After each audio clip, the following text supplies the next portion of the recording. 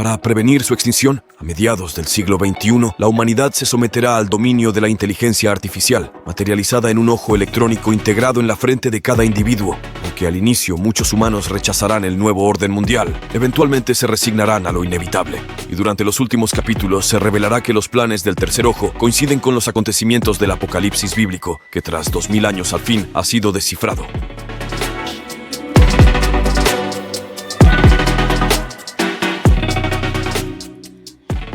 A continuación, escucharás las primeras páginas de 2065. Bien, comencemos. Prólogo. Definir la esencia del ser humano siempre generó controversia entre filósofos. Algunos sostienen que somos malos por naturaleza, esclavos del egoísmo y la vanidad, y que para poder convivir en armonía debemos someternos a una suprema autoridad. En contraparte, otros afirman que nacemos con bondad, siendo altruistas y empáticos, pero corrompidos por una sociedad desalmada que se alimenta de nuestros sueños y aspiraciones. En lo personal, creo que ambas posturas se complementan, y si tuviera que argumentar, simplemente diría que el ser humano es animal por naturaleza, encadenado a sus instintos e impulsos, pero cuyo razonamiento superior ha logrado aflojarle las cadenas más que a cualquier otro animal. En cuanto a la percepción del bien y el mal, esta es moldeada por la conciencia colectiva, alimentada por el mecanismo de supervivencia de una sociedad que se debate entre la decadencia y el progreso, un mecanismo que ha logrado materializarse en forma de leyes, normas y códigos de conducta, mismos que han variado dependiendo de las ideologías políticas, religiosas y sociales dominantes a lo largo de la historia. Como individuos, todas nuestras acciones, desde el día en que nacemos hasta el instante de nuestra muerte, las realizamos anhelando una gratificación personal, ya sea en mayor o menor grado, consciente o inconscientemente, y casi siempre con el juicio nublado por nuestros paradigmas, creencias, traumas y estupidez. Y para el individuo no existe mayor gratificación que su propia supervivencia, de modo que pertenecer a una tribu se vuelve esencial. El miedo a ser enjuiciados y castigados, ya sea por nuestra comunidad, las autoridades o nuestros dioses, es lo que nos mantiene atados al tejido social, siguiendo el camino del bien tanto como sea posible, aunque ocasionalmente lleguemos a descarriarnos, algunos más que otros, por supuesto. Precisamente, el miedo será crucial para seguir evolucionando como sociedad, sacrificando libertad a cambio de seguridad, reprimiendo nuestra esencia animal hasta finalmente moldear la utopía ideal. Un mundo gratificante, libre de defectos, pero que paradójicamente ya nadie será capaz de apreciar. 2050. 25 de diciembre, reunión de emergencia convocada por la ONU con motivo de la quiebra financiera global. Transcripción del discurso presentado por Ghislain Sheker, la persona más rica en la historia de la humanidad. El comunismo murió con la Unión Soviética, el capitalismo con el colapso climático. Sus cadáveres en descomposición satisfacen el apetito de la élite, mientras el pueblo debe conformarse con las sobras. Y muy pronto, cuando no queden huesos que roer, terminaremos devorándonos entre todos. Ya sea ante una pandemia incurable o luchando en guerras nucleares por controlar los recursos, eventualmente volveremos al oscurantismo, del cual jamás lograremos escapar. Ignoro si aún estamos a tiempo de evitar la catástrofe, pero existe un modo de averiguarlo, derrocando al sistema actual y estableciendo uno nuevo. Y seguro se preguntarán, ¿por qué alguien como yo, tan privilegiada por el capitalismo, estaría dispuesta a sacrificarlo todo con tal de ayudar a la humanidad? Por una sencilla razón: amor. Cometí el error de tener hijos y amarlos demasiado, y me dolería verlos unirse a clanes en guerra por apropiarse yacimientos de agua. Ahora bien, si el capitalismo, el socialismo, el comunismo y otros tantos sistemas socioeconómicos fracasaron, fue porque todos compartían un defecto: eran gestionados por el ser humano. Por desgracia, la inmensa mayoría de los humanos somos egocéntricos. Si no están de acuerdo con mi afirmación, damas y caballeros, les propongo un experimento. Introduzcan la mano en una licuadora industrial, enciéndanla y verán cómo mágicamente les dejan de preocupar los saqueos masivos que llevan 2 semanas suscitándose en la India y que han provocado más de 13.000 asesinatos. Claro, no niego que entre nosotros haya algún mártir dispuesto a arrancarse las entrañas con tal de alimentar a sus crías. En todo caso, le sugiero que funde una religión, y esta vez sin fines de lucro, por favor. Ahora bien, elegir a alguien sabio, incorruptible y de juicio imparcial para que venga a impartir orden sería menos probable que hallar un grano de azúcar en el desierto del Sahara. Así que en lugar de desperdiciar nuestros escasos recursos, tiempo y energía intentando invocar al Mesías, ¿por qué no simplemente lo creamos? O mejor dicho, lo programamos. He ahí la clave para establecer el próximo sistema socioeconómico global: la inteligencia artificial. Damas y caballeros, si en verdad les surge una transformación real, les sugiero que eleven su nivel de conciencia, que desafíen sus paradigmas, y cuando logren despertar su tercer ojo, serán capaces de ver la solución. Habrán alcanzado la iluminación. 2051 no son los justos, sino los astutos, quienes imparten justicia. Hoy concluye mi condena. Casi 26 años confinado en esta celda y todo por un crimen que jamás cometí. ¿Maldita coincidencia? Era de madrugada. Eva me despertó llorando de felicidad. Al fin estaba embarazada. Conmovidos, nuestros corazones se fundieron en un abrazo. Pero de golpe, un comando armado irrumpió en la habitación. Se habían equivocado de apartamento. Mientras tanto, nuestros vecinos, traficantes de droga encubiertos de misioneros, aprovecharon la confusión para darse a la fuga. ¡Hijos de puta! Huyeron con sus pecados mientras nosotros éramos apedreados. Presa del pánico, mi esposa saltó tras la cama, lo cual un policía malinterpretó y no dudó en dispararle. ¡No! Aquella bala le atravesó el vientre. ¡Asesinó a nuestro bebé! Revolcándose en un charco de su propia sangre, Eva suplicaba auxilio. Sus gritos me desgarraban el alma. Yo intenté arrojarme a sus pies, pero los policías me embistieron brutalmente y lograron desmayarme a golpes. Desperté horas más tarde, en una celda de la comisaría. Ni siquiera me brindaron una llamada o un miserable vaso de agua, y aún así, nada me indignaba más que no poder acompañar a mi amada mientras su vida se desvanecía en el quirófano. Aquella madrugada todo lo perdí, al amor de mi vida y a mi hijo anhelado, cuyas almas, aunque libres de pecado, sufrirán eternamente del mismo modo que yo agonizo en este infierno terrenal. Pensándolo bien, ni siquiera la libertad me servirá de consuelo. ¿Y cómo terminé en prisión? Bueno, los policías que me arrestaron se lavaron las manos inventando una coartada. Alegaron que había sido yo quien le disparó a mi esposa acusándome de feminicidio. Enseguida se desató una cacería de brujas.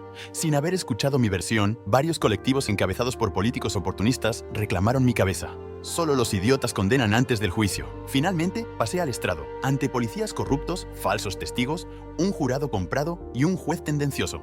Los ingredientes ideales para sentenciar a un inocente. Presentaron en mi contra una serie de pruebas fraudulentas, cada cual más descarada que la anterior. El sistema es tan corrupto como su pueblo. Llegó el día del veredicto. ¡Culpable!, pronunció el jurado de manera unánime, y el juez sentenció. A Dan Smith lo condeno a cadena perpetua sin derecho a fianza. ¡Se hizo justicia!, clamaron al unísono las ovejas.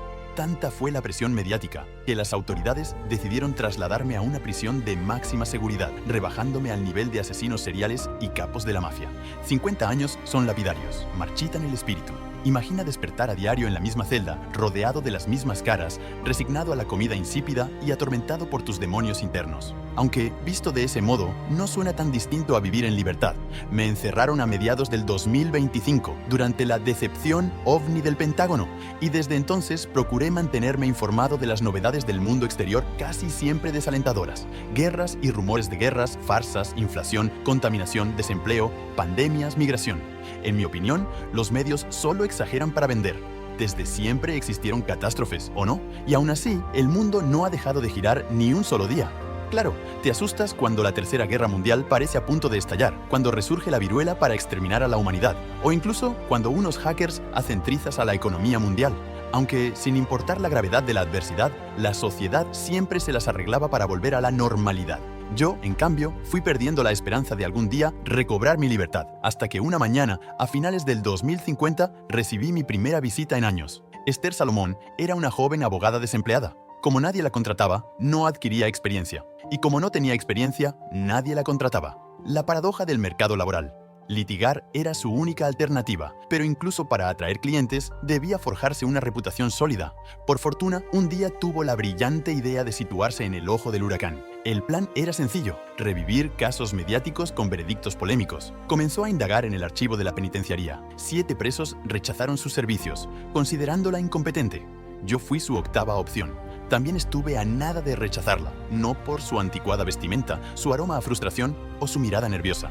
La rechazaría sencillamente porque décadas en la miseria me habían convencido de mi culpabilidad. Era culpable de no haber podido defender a mi familia cuando más me necesitaba. Estaba agradeciéndole a Esther su amable propuesta, pero ella me interrumpió añadiendo algo que me atravesó el corazón. Adán, hace una semana visité la tumba de Eva. ¿Qué dices?, le pregunté, atenazado por la melancolía. Tomé fotografías, me explicó ella con absoluto respeto. ¿Quieres verlas? Con la garganta seca, yo tartamudeé. No lo sé. Aún así, ella extrajo de su folder 3 fotografías de una lápida. Me las entregó y al apreciarlas se me bajó la presión. Luce muy descuidada. Yo más bien diría abandonada. Pero su madre murió hace 3 años. ¿No lo sabías? Claro que no lo sabía. Ambas familias, la de Eva y la mía, habían cortado todo tipo de comunicación conmigo después del juicio. Esther pareció intuirlo y, riendo nerviosa, se apresuró a añadir, irónicamente, la perpetuidad en un panteón no dura para siempre. Comprendiendo, yo pregunté, ¿su tumba la van a En 2 años arrojarán sus restos a la fosa común. Una ardiente indignación enrojeció mi rostro. Iba a exclamar, «Eso es inaudito, no permitiré que la traten como a un animal». Pero un nudo de impotencia obstruyó mi garganta. Esther se inclinó hacia mí para comentarme, «Según investigué, a Eva ya no le sobreviven parientes. Adán, ¿vas a permitir que su tumba sea profanada? ¿Dejarás que todo rastro de su existencia sea borrado de la faz de la tierra? Cuando la lógica no surte efecto, hay que apelar a la emoción. Debía recobrar mi libertad, no por mí, sino por Eva. Sería yo quien protegería con uñas y dientes su última morada. Acepté la propuesta de Esther y enseguida pusimos manos a la obra. Rearmando el caso, mi nueva abogada demostró una astucia inusitada y no tardó en hallar inconsistencias en la evidencia. Mientras indagábamos, recibimos noticias maravillosas. 8 años atrás, mis vecinos traficantes habían sido capturados en Colombia y uno de ellos, irónicamente convertido en evangelista, alegaba estar arrepentido de sus pecados y parecía dispuesto a testificar a mi favor. Además, varios policías implicados aquella noche eran ahora criminales convictos. Y gracias a que el juez corrupto que me condenó se había suicidado dándose 13 tiros por la espalda, tuvimos vía libre para correr hacia la libertad. A diario recabábamos más evidencia a nuestro favor, pero cuando la presentamos a las autoridades solicitando reabrir el caso, sin brindarnos explicaciones, simplemente le dieron carpetazo. Reflexionemos un minuto. Durante décadas, el país fue gobernado por la izquierda, luego por la derecha, luego otra vez por la izquierda y finalmente por la derecha, y ningún revolucionario logró erradicar la corrupción. Quizá perdemos el tiempo eligiendo a nuestros gobernantes, seducidos por sus ideales, cuando para ellos el poder es el ideal supremo. Mientras los corruptos permanezcan al mando, continuaremos sumergidos en nuestra propia mierda y solo saldremos a flote hasta hallar a alguien capaz de dictar las reglas sin dejarse influenciar por sus propios intereses. O sea, no saldremos nunca. Tendría que bajar a gobernarnos el mismísimo Dios, y no me refiero al de cualquier religión, pues incluso las deidades inventadas actúan por conveniencia. Esther y yo intentamos por todos los medios hacernos escuchar, pero al no lograr avances, con el corazón abatido, decidí recluirme en mi celda y no volver a salir por ningún motivo, hasta que hoy, en la madrugada, los guardias vinieron a buscarme. «Adán Smith, alístese», me solicitó con voz firme un oficial mientras introducía su llave en la cerradura de mi reja. Somnoliento, reclamé con voz ronca. «Dejen dormir, no quiero ver a nadie. Tenemos órdenes de llevarlo ante la directora». ¿De qué carajos habla?», la intriga me desperezó. «Es un asunto confidencial. Vamos, levántese». ¿Confidencial? Reabrir mi caso era el único asunto que me importaba. ¿Acaso mis plegarias habían sido escuchadas? ¡Que se levante! El guardia comenzaba a perder la paciencia. Bien, ya voy». Me tallé los ojos y enseguida coloqué los pies en el suelo. Al cabo de 10 minutos me hallaba sentado en la dirección de la penitenciaría, custodiado por 2 guardias corpulentos. Comenzaba a preguntarme por qué la directora requería mi presencia en plena madrugada y por qué carajos ella no estaba presente, cuando repentinamente la susodicha abrió la puerta de su despacho y entró cual vendaval. Era obesa, de 40 años, le constreñía la falda y el saco, y aunque sus ojos ásperos parecían testigos de incontables negligencias, no reflejaban remordimiento alguno. Portaba en su muñeca un brazalete metálico que proyectaba el holograma de un anciano escuálido tumbado en un sillón, que por medio de videollamada le comentaba: «Lilith, no me interesan sus acusaciones. Quizá ese idiota tenga razón, pero yo tengo carisma. Podrá presentar miles de pruebas en mi contra, y aún así, los senadores me protegerán con uñas y dientes».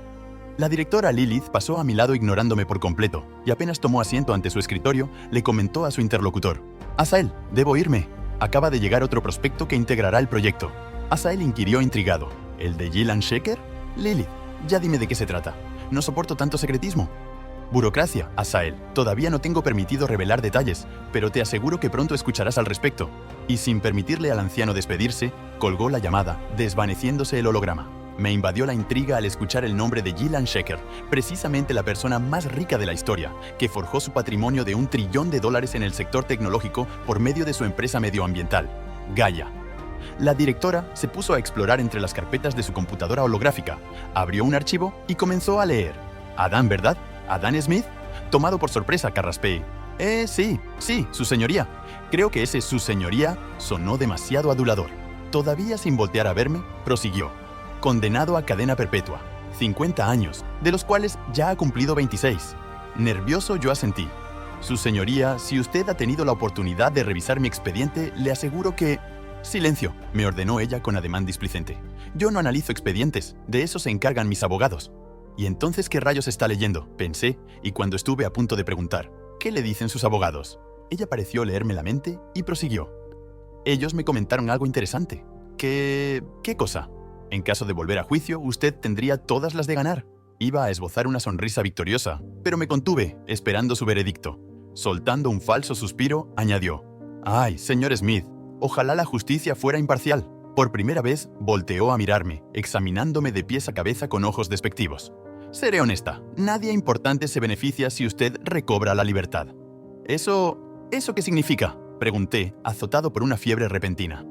«Que, a raíz de la reciente quiebra financiera global, la economía del país está por los suelos y no poseemos presupuesto para reabrir juicios tan complejos como el suyo. Pero es mi derecho». Estuve a punto de alzar la voz, pero tuve la sensatez de contenerme. «Sí, lo sé», restándole importancia a algo tan esencial como los derechos humanos. Ella devolvió la mirada hacia su pantalla holográfica.